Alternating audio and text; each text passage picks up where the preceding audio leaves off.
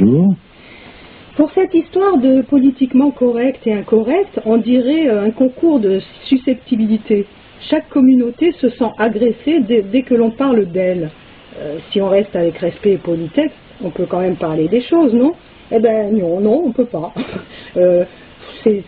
Si tu parles des juifs, des homos, des noirs, des arabes même, oh mon Dieu, on dirait que tu as fait un crime et tu es passible de poursuite et d'une peine pour homophobie, antisémitisme, racisme, etc.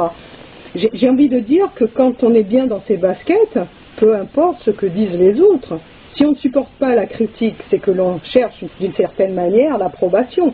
Et sans vouloir faire de la psychologie, peut-être pour se rassurer, ce spectre du politiquement correct muselle tout un chacun, malgré que tout le monde n'en pense pas moins, mais ne permet pas vraiment une meilleure compréhension entre les uns et les autres. C'est une sorte d'hypocrisie, en fait, masquée. Et je voudrais aussi rajouter une chose, quand on parle de politiquement correct, on se base sur une référence profane, la politique. La politique qui est en fait l'enfant de la démocratie. Cette démocratie, combien de choses inacceptables ne sont-elles pas faites en son nom? Donc on pourrait dire aussi que c'est, entre guillemets, traditionnellement incorrect alors. Oui, bon, c'est sans fin. C'est sans fin. Oui, c'est sans fin, c'est le mouvement perpétuel. Après, bien sûr, effectivement, on peut se permettre de discuter ou de donner un point de vue sur telle ou telle chose ou telle autre. Alors le racisme, moi j'ai déjà dit ce que c'était, ce que ça valait, dans quelle mesure, est-ce qu'il peut y avoir une origine à ça, pourquoi. Donc on ne mélangeait pas les races pour préserver le génie d'une race, ça ne voulait pas préserver un génie puis pas l'autre, donc chaque race a un génie particulier qui sur la hiérarchie des valeurs ne pèse pas dans une balance d'un côté ou de l'autre. Celui qui se prend pour une race supérieure en général, c'est qu'il est bien plus en dessous de la moyenne.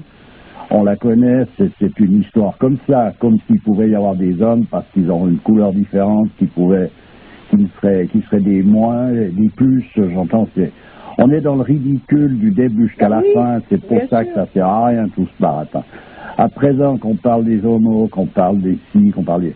Il y a à un moment donné une chose, elle est ce qu'elle est. Moi, j'ai rien contre personne. Je veux dire par là, moi, je connais des gens qui sont homosexuels. Ils vont pas me... Ça peut être de braves gens, de tout ce qu'on veut. C'est pas là le problème. Le problème, c'est qu'à un moment donné, c'est quelque chose qu'on voit bien, qu'à un endroit, il y a une carence. Donc, c'est cette carence qu'on signale et que c'est quand même une anomalie dans une société d'accepter une carence comme étant une norme. Je veux dire par là, jusqu'où on va, où est-ce qu'on s'arrête, où est-ce qu'on commence. Alors ça ne veut pas dire qu'il y a une condamnation quelconque à ça. Absolument pas. Mais ça veut dire que c'est comme ça. C'est tout. Pourquoi est-ce qu'il faut qu'entre eux qu'ils soient absolument d'une couleur plutôt que d'une autre? Non, c'est une maladie. Après, il y a des choses plus ou moins graves. Quand on parle de la pédophilie, c'est une maladie grave. C'est tout. Donc, à partir de là, actuellement, on n'offre plus les moyens de se soigner. Parce qu'avec les progrès de la science moderne, on en est arrivé à ne plus pouvoir soigner quoi que ce soit. On fait des emplantes sur des jambes de bois. On empêche les gens de nuire, peut-être, tout ce qu'on veut, mais soigner, ça n'existe plus trop. Donc, qui va pouvoir soigner un personnage atteint de ça? C'est en tout cas pas dans le milieu psy qu'on va rencontrer grand monde. Alors, il y a eu d'autres époques où ces choses-là pouvaient arriver beaucoup plus sporadiquement parce qu'on n'était pas autant dans le mouvement de dégénérescence comme on l'est actuellement, qui est étant exponentiel, on en arrive à des passages où ça devient un peu catastrophique. Mais il y avait des moyens d'essayer de rétablir l'équilibre quand c'était possible. Parce qu'un équilibre, il est possible, il y a un possible, puis tout d'un coup, il y a un point de rupture où il n'y a plus de possibilités. Mais qu'on va trouver des arguments pour comprendre, comme comprendre, ça voudrait dire acquiescer. Par exemple, alors qu'on comprend, on peut comprendre qu'une chose arrive sans acquiescer nécessairement à l'égard de cette chose-là, etc., etc. Donc, c'est tout un... Il faut tout remettre en place.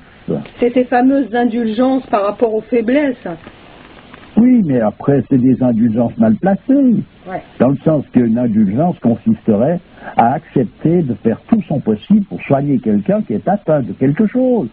Alors voilà une indulgence. Autrement, lui permettre d'être dans son truc et puis de pouvoir le manifester par indulgence, non, c'est de la complicité, c'est des nuisances, ça. Ça n'amène pas le personnage à essayer de faire un effort quelconque pour pouvoir essayer de retomber sur ses pieds.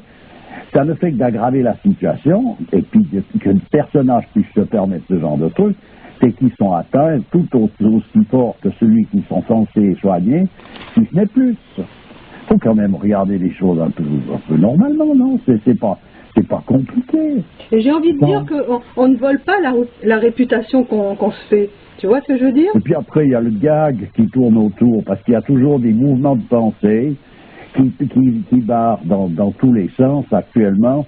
On manipule ces mouvements de pensée, c'est des champs vibratoires. Moi, je connais très bien le processus. Ouais. Donc c'est pour ça, ça rentre dans le même cadre que les histoires belges. Ah, ils sont cons, ces belges. Dans les histoires des blondes, ah, les blondes, machin. Après, il y a les arabes, pipi, qui volent, l'autre, le juif qui est constamment en train de marchander, le noir qui... Il y a toujours une connerie ou une autre qui vient se rajouter, mais qui est un gag. Alors, on le prend en gag, puis ma foi, on s'en fout tout ça. Qu'est-ce que ça change?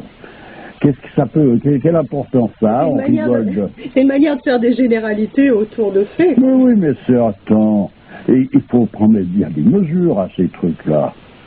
Soit on est en train de faire un gag, puis qui est drôle en lui-même sur le jeu de mots. Et tout le monde rigole. Et puis un coup c'est telle race qui se retrouve dans cette position, un coup c'est une autre. Moi qui suis suisse, je vais te dire, j'en ai entendu déverser des parmures sur les Suisses, donc je me suis bien marré quand même. C'est tout, qu'est-ce que l'importance que cela a, tout ça? On s'en fout, alors après celui qui prend ça au sérieux, c'est qu'il est mal pris, il faut essayer de se soigner aussi. C'est qu'il est mal dans ses baskets.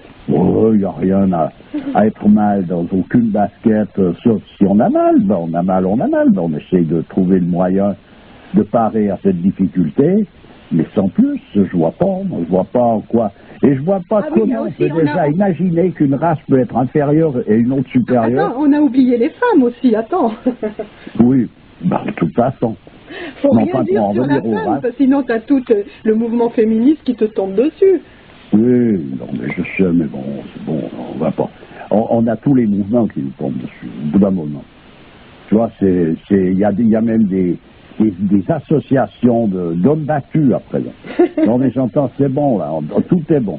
Alors, on est donc dans une absurdité, une aberration, on est dans une déchéance. Alors, à présent, c'est pas une histoire raciale. C'est une histoire de déchéance générale de l'ensemble de toute l'humanité. Voilà ce que c'est. Ouais. Pourquoi? Parce qu'elle a perdu pied, elle a coupé les pardon, elle a coupé les ponts donc avec l'essentiel. Ouais. Pour ne se préoccuper que de trivialités, essayer de résoudre des problèmes qui ne peuvent pas être résolus de cette façon, la façon dont ils prennent, malgré toute la belle logique que ça peut avoir, c'est des erreurs. Et c'est des erreurs qui sont évidemment logiques, autrement on ne pourrait pas les avaler comme étant quelque chose. Puis voilà. Mais il n'y a aucun lieu d'avoir à discuter d'une race comme étant supérieure ou inférieure, ou de quoi que ce soit, tout ça. Et puis qu'un personnage soit atteint d'une carence ou d'une autre, moi je veux bien qu'il puisse dépasser cette carence et aller au-dessus de celui qui n'en a pas. S'il y a une hiérarchie là-dedans, mais pourquoi pas? Le problème se situe pas là. C'est simplement, comme on dit actuellement très bien, appeler un chat un chat. C'est quelque chose qui n'est pas autre chose que ça, c'est tout. Comme de toute façon, comme tu dis, celui qui ne le dit pas, il le pensera de toute manière. Donc quoi? Alors après, on rentre dans des conflits de sentimentaux, des conflits passionnels, où chacun veut défendre un point qui lui est vulnérable. Je te dis, à un moment donné, les unijambistes, ils peuvent décréter que ceux qui ont deux jambes, c'est des anormaux. Oui. Ou bien qu'ils sont tout aussi, il n'y a pas de problème. Moi, je sais qu'ils sont tout aussi, tout ce qu'on veut, mais il leur manque une piote. Attends, c'est pas compliqué. Je veux dire, c'est pas j'y suis pour rien, certainement non plus, ils n'ont pas fait exprès. L'histoire, elle est qu'elle est comme ça. C'est pas compliqué. Ça change quoi? L'homme, il est sur Terre pour réaliser une dimension qui est sa dimension qui fait qu'il est véritablement un homme. Pas rien qu'en tant qu'animal humain, mais en tant qu'esprit d'homme qui vient directement du ciel. Donc il doit réaliser cette position-là, alors qu'il soit jaune, qu'il soit blanc, qu'il soit noir, qu'il soit rouge, qu'il soit de toutes les couleurs, des races possibles, qu'il soit atteint d'une maladie, d'une carence ou d'une autre. Tout ça, il est tout simplement dans la situation dans laquelle il doit être.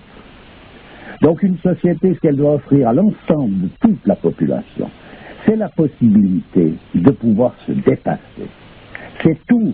Et si une société ne permet pas ça, c'est que c'est une anomalie, c'est un cancer et non pas une société. Voilà. Ouais. Voilà ce que c'est rien d'autre. Tout à fait. Voilà. Il n'y a pas dans un milieu normal, dans un milieu traditionnel, il est offert la possibilité de dépasser tout pour aller justement rejoindre cette origine céleste.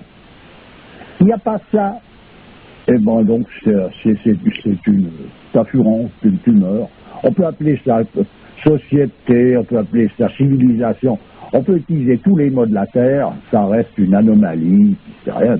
Finalement, les hommes se perdent dans des considérations qui n'en valent vraiment pas la peine. Mais tout le monde est atteint de ces choses-là. Ils sont animés par ce nationalisme-là qui est complètement bidon. Mais là, c'est assez récent. Et puis, j'espère que on a quand même pas mal d'auditeurs qui nous donnent des très bonnes explications sur certaines choses.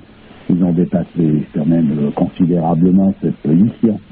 Donc, après, celui qui ne peut pas, ben, il ne peut pas dépasser ça, il ne peut pas. C'est provisoire. Et puis, il y a un moment donné, il y a un tel conditionnement dans cette société-là que effectivement, on patauge dans des considérations complètement secondaires. Et puis voilà, quoi. Mais enfin, moi, je vois pas bien à part renouer avec un cadre traditionnel et aller chercher la valeur de ce que représente l'homme, et à partir de là, la valeur de toute chose, je vois pas du tout où il y a une solution possible dans une pétrolière pour pouvoir essayer de faire, de mettre de l'eau dans son vin jusqu'à que le vin n'ait pas même le goût de l'eau, puis l'eau pas même le goût du vin, enfin bref. Non, mais alors qu'on veut absolument faire croire que tous les hommes sont égaux, etc. Au contraire, là, on appuie sur les différences. Oui, ben voilà, mais en l'occurrence, parce que cette égalité, elle n'est pas à l'endroit où il y a des différences. L'égalité, elle est sur le plan essentiel. Ben oui. Nous sommes tous frères, c'est une chose, et nous sommes tous des exceptions, c'en est une autre, mais ce n'est pas des choses contradictoires, pas du tout. D'ailleurs, entre deux frères, ou trois frères, ou quatre frères de sang, ils peuvent très bien avoir ça peut être des personnalités totalement différentes, non? Donc là, en l'occurrence, on est frères de principe, on sort tous de la même souche, mais en réalité, on est tous différents. La nature ne permet pas la répétition de deux fois la même chose. Donc, d'avoir voulu faire du clonage, par exemple, on est en train de faire des choses qui, en soi-même, ne peuvent pas être acceptées par la nature. Ouais. Parce qu'il y a des lois dans la nature avec lesquelles on ne peut pas transgresser. En tout cas, on ne peut pas transgresser, je dirais, impunément. Voilà. C'est pas possible. Même chez les jumeaux monozygotes, là, il y a des différences. Alors. Ben, il n'y a qu'à demander à la maman. Elle les voit de dos, toute nuit, n'importe quoi, elle les reconnaît. Donc, il y a bien une différence quelque part, non? Ouais. Parce que s'il y en avait point, elle ne le saurait pas. Ouais. Donc, elle a l'habitude, elle a repéré le truc, toc. Alors que tu débarques, tu vois deux têtes identiques, bon, c'est entendu, ça. Mais attends, c'est des ressemblances. Pas confondre se ressembler, mais même beaucoup avec le fait d'être le même. Oui, oui, oui, oui. Parce qu'il y a déjà toute façon une différenciation précise, c'est qu'on ne peut pas être deux, puis un seul uniquement, toujours au même endroit, positionné de la même manière. C'est pas possible, tout simplement. J'ai pas compris. C'est absurde. J'ai pas pigé ce que tu viens de dire. Ben, on peut pas, c'est pas possible d'être totalement identique. Parce que ça voudrait dire qu'on serait situé au même endroit, au même moment. Oui. Déjà. Et ça, on peut pas faire. C'est pas possible. C'est impossible. Ouais. Et la nature ne permet pas ça. Même dans les plantes, même dans les végétaux, même dans les minéraux, il y a des différences qui sont là présentes. La nature ne fait pas des répétitions dans ce sens-là.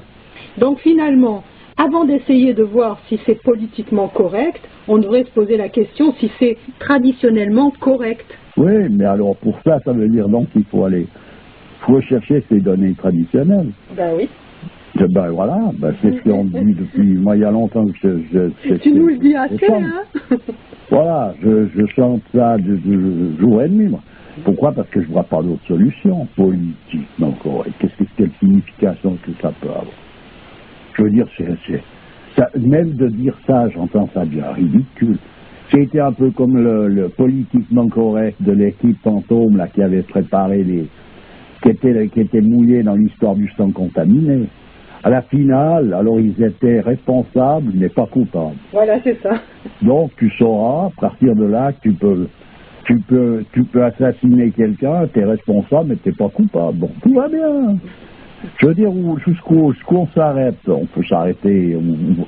C'est sans fin, ce genre de glissade. Oui, tout à fait. Alors, c'est la glissade, et puis l'affaire, on le sait à présent, non? Voilà. Donc, si on veut retrouver quelque chose de solide, il faut aller le chercher où il est. C'est pas dans ce Capernaum. J'espère que ça sera une fois compris, quand même, ça. Ben, espérons que la glissade soit pas trop longue encore, qu'on arrive enfin à toucher le fond.